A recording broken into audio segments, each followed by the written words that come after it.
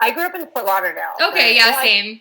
Same girl, same. Yeah, I grew up there, but in Parkland. Or I didn't grow up in Parkland. I grew up in Cold Springs. Mm-hmm. But when I was young, I had to go to Miami like every night. The raves were there.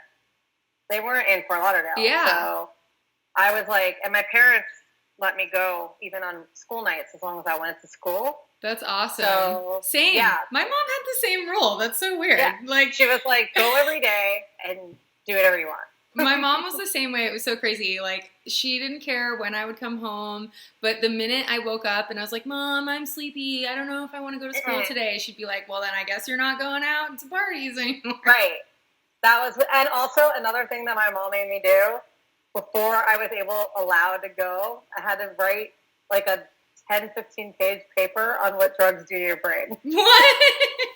That's amazing. Did it work? And they were like, well, kind of, because I had to drive an hour to go to these things. So, like, I liked it enough to, like, not get fucked up because I was driving alone. All my friends were there already at the party, and I was, like, the weird Broward person. So, like, I actually, like, I did when there was, like, a group of us and it was, like, a big rave, but, like, I didn't do it because I was driving every night for a long, like, it was, like, 45 minute drive, you know? So I was pretty, like, careful about that. On the Sawgrass Expressway, which you have a track called?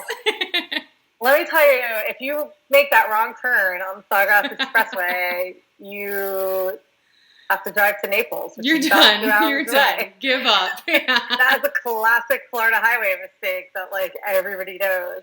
I would take the Sawgrass, but I actually would just mostly take I-95, which I also have a song called I-95, so just so you know.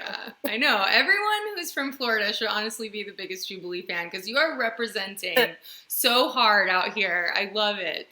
That's why all my music is based on driving, and the titles of them are a lot of highways. It's literally because that was my life. I was driving. And then, like, the song Opalaka, like, when you reach that sign, and I know you know because you're from Broward, when you reach that sign that says Opalaka, you're like, oh, I'm almost there. Yeah, the party started. I mean? Get the more energizing jungle on. Right, beat camp. What do you remember about the raves back in those days? Let's have a little rave nostalgia. Were they like at clubs? Did you do any weird Everglades parties? Like, yeah, I did it all. There were like these crazy after parties in Johnson Park with like giant nitrous tanks and like, whoa! Like, it was actually pretty wild that was going on like a Saturday afternoon after a rave. Florida's weird, man, in the best way. Also, there were a lot of parties in like empty storefronts a lot. Yeah. All those weird front stores. At like 9 a.m. and old people would be like shopping at Publix next door, and you would just be like, "This is too much." Like, it's so wonderful, though. I miss that vibe. We need that energy back after quarantine is over, and we got all these like empty stores, and people are trying to figure out how they're going to make their money back. Like, just throw a rave in it. I mean, that's like in New York, there's a lot of empty storefronts because you know. And I always, like, that's my first thought. Like, any big store, like, you walk by and you're like, there could be a rave in there. I'm like the, like, rave version of you can put your weed in there. Yeah, right. I'm like, there could be a rave in that open. When American Apparel closed, I was like, that's so many raves. Yes. You know? And, like, kind of honoring American Apparel's past a little bit. Right. If you have totally. a rave in it. Yeah. It's appropriate.